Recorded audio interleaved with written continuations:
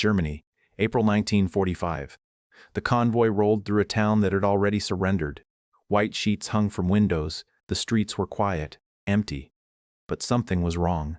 The smell hit first. Before anyone could name it, before anyone could place it, something thick, bitter, coming from a building just off the main road. A two-story structure with Red Cross markings painted across the front. A hospital. The doors were padlocked from the outside. A soldier raised his hand. The column stopped. Through a broken ground-floor window, a sound, not a groan, not a cry, something worse. The sound of men too weak to make noise, men who had stopped expecting anyone to come, an American flag patch, visible on a uniform inside, then another, then more, dozens of American soldiers, locked inside a building, left to die. General George S. Patton stepped out of his command vehicle. He looked at the lock, then he looked at the building. Patton stopped. This is what he did, but first, understand what had been done to these men, understand who ordered it, understand how long it had been going on. Because this story is not just about a locked door. We tell the stories where disrespect meets consequences. Subscribe, so you don't miss a single one. 3 weeks earlier, the same town.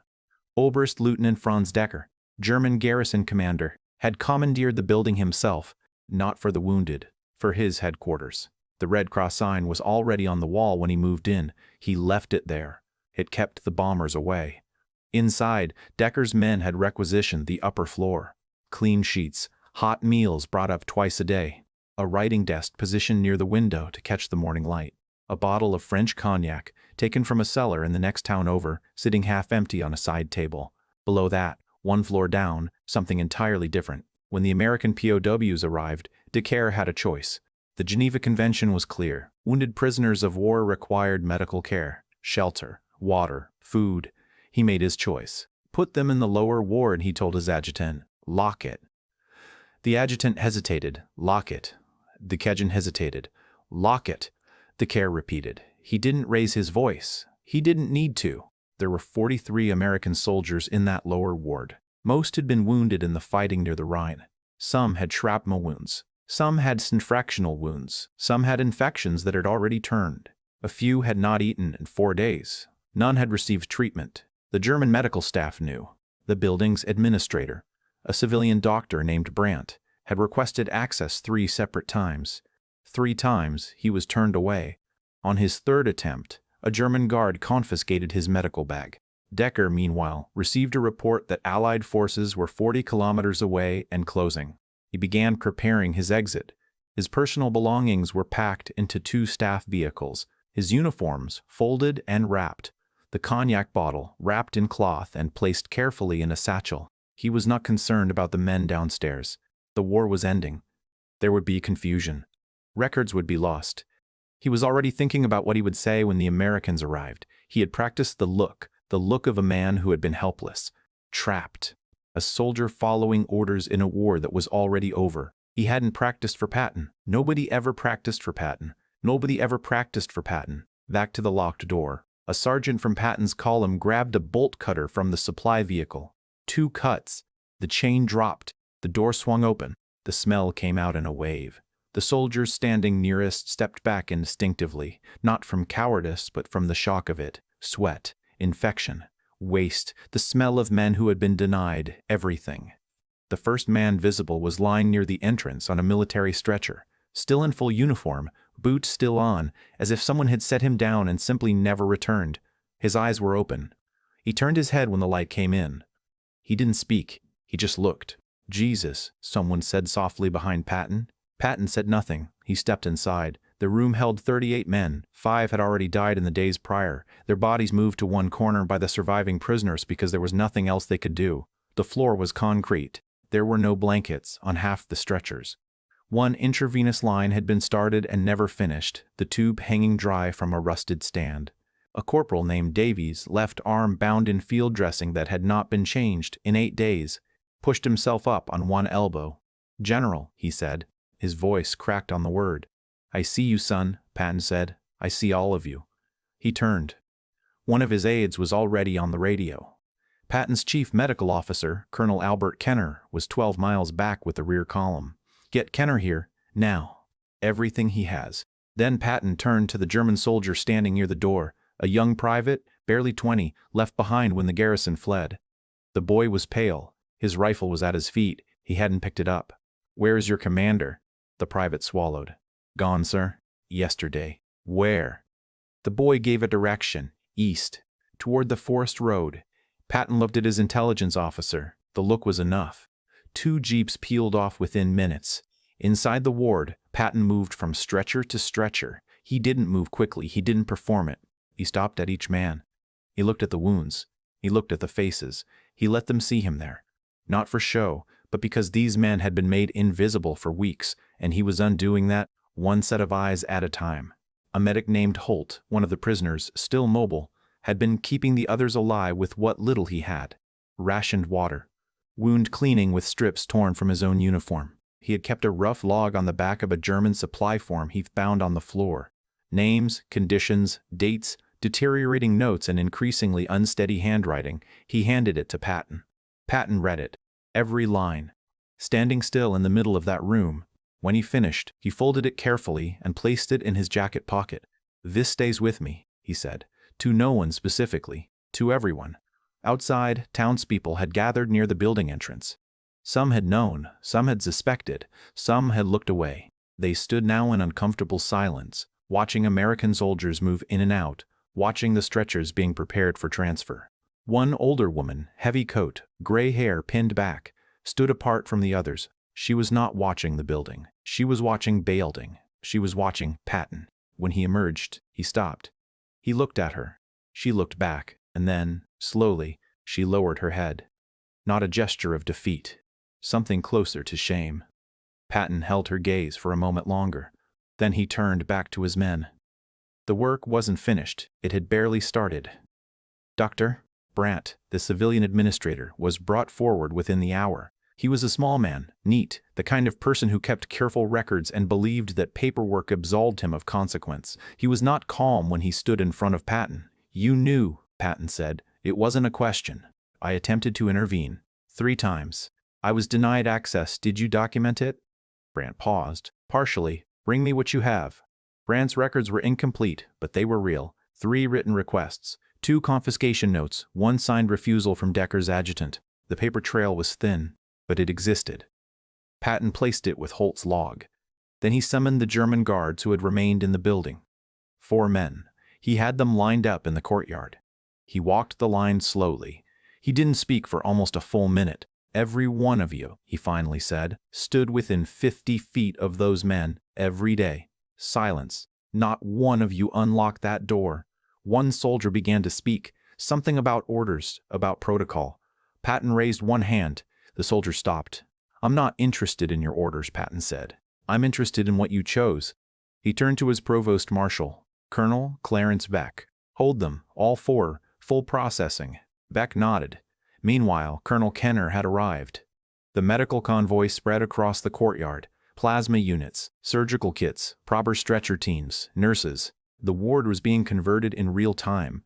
What had been a locked room of suffering was becoming a functioning field hospital within the hour. Patton stood at the entrance and watched. An aide approached him quietly.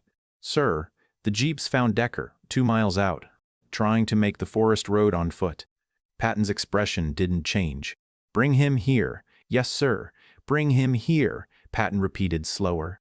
"Don't let him clean up first." The aide understood. In the ward behind him, Corporal Davies was being seen by a medic. Real bandaging, real antiseptic, clean dressings, applied with actual care. Davies was staring at the ceiling. His jaw was tight. He was not crying. He was too tired to cry. He was, for the first time in weeks, being treated like a human being. Decker arrived in a jeep. No hat. Coat unbuttoned. He had been walking through fields when they found him. He was brought into the courtyard. He straightened himself instinctively. The reflex of a man used to composure. He looked for the right expression. The practiced one. Patton was waiting. He said nothing for a long moment, just looked at Decker the way you look at something you are deciding how to categorize. "You left American soldiers to die," Patton said. "Quiet. Even." Decker opened his mouth. Patton held up one finger. That was not a question. He turned to Beck. Then, slowly, back to Decker. "You're going to go inside that building," Patton said. "You're going to look at every man in that room. You're going to stand there until I tell you to leave." Decker stiffened. I am a prisoner of war. I have rights under. You invoke the Geneva Convention to justify locking those men in that room, Patton said. Don't quote it to me now. He nodded to two MPs. Decker was walked inside. He was not permitted to look away, not permitted to face the wall. He stood in the center of that ward, the same floor he had sealed, and he looked at the men his decision had destroyed, the infected wounds, the hollowed faces, the ones who could not sit up, the corner where 5 men had died and been laid out by their fellow prisoners because there was no one else to do it. He stood there for 40 minutes. He did not speak. He did not collapse. But by the time he was walked back out, he was a different shade of a man. Whatever story he had prepared, whatever version of himself he had planned to offer, he did not survive that room. Patton was outside when Decker emerged. He didn't look at him again. "Process him," he said to Beck, and walked back toward the ward. The story Decker had practiced, it died in that building, right where he had tried to leave those men. By evening, the ward looked nothing like it had that morning. Cots had been brought in. Actual blankets, wool, army issue, not luxury, but clean and warm and real. The smell had not fully left the room. It would take days. But beneath it now was the smell of antiseptic and broth, and those two things together meant something different entirely. Corporal Davies had been moved to a proper cot near the window. His arm was redressed. He had eaten slowly, carefully, a medic sitting beside him monitoring each spoonful. He stared out the window at the courtyard below for a long time.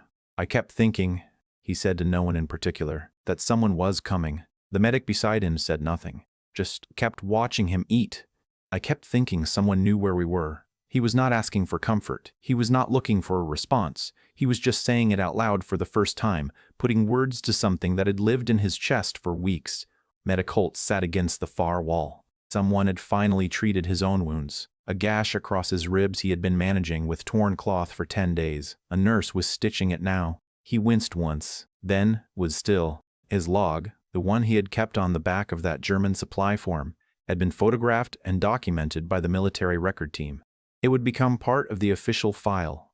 Every name, every date, every deteriorating line of handwriting as supplies ran lower and hope grew thinner. Holt had kept writing even when he didn't believe anyone would read it.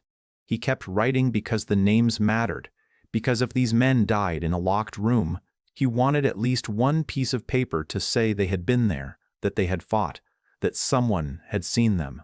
Someone had. Now, Decker was formally charged under military law, violation of the Geneva Convention, criminal neglect of prisoners of war, conduct unbecoming. His adjutant, identified through Brandt's documentation, was located 2 days later in a neighboring town and taken into custody. The 4 guards were held for full tribunal review. The proceedings were not fast. Military justice rarely was, but they were thorough. Decker's practiced composure did not hold up well under questioning. The paper trail, thin as it was, combined with the testimony of survivors, was damning. He received a sentence that carried weight. In the weeks that followed, as the men recovered, several wrote letters home. Some described what had happened. Some couldn't, not yet. Some simply wrote that they were alive, that they had been found, that they were coming home. Davies's letter was short. "They found us," he wrote. "I didn't think they would, but they did." Back in the town, something shifted in the weeks after. Slowly, the way shifts happen after something is exposed. Not dramatic, not clean, but real. Brandt's records were preserved and submitted to the Allied Tribunal as supporting documentation in multiple cases. The building was officially transferred to Allied Medical Command and continued operating as a legitimate hospital, this time for anyone who needed it. German civilians, displaced persons, soldiers from both sides. The lock that had been cut off the door was never replaced. Nobody thought to mention it. Nobody needed to. The door opened now. That was the only rule. This wasn't just a locked door. It was a choice, made deliberately, by a man who understood exactly what he was doing and did it anyway because he believed there would be no one to answer to. Because the chaos of a collapsing war felt like cover, because men in a locked room, invisible and unrecorded, could simply cease to exist, he was wrong. Not because of any grand principle, not because history was watching, because a convoy stopped, because a smell reached someone who was paying attention, because one general stepped out of a vehicle and refused to keep moving. There are moments in history that turn on nothing more than that. Someone stopping when it would have been easier not to. Someone looking when looking was inconvenient. Patton was not a perfect man. He was complicated, difficult, and often hard to defend. But in that courtyard, in that town, on that April morning, he stopped. He walked through that door, and the men inside it finally stopped being invisible. That is what it costs to be seen. That is what it costs to do the seeing. Here's what I want you to sit with. 43 men were locked in that room. The war was ending. The chaos was real. It would have been easy, genuinely easy, for that building to be passed without stopping, for the convoy to roll through a surrendered town and keep moving. What would you have done if you were the one who walked past that door? Leave your answer below. I read every one. And if this story stayed with you, if it should have been told, subscribe. We find the stories where someone, somewhere, decided that it mattered. Don't miss the next one.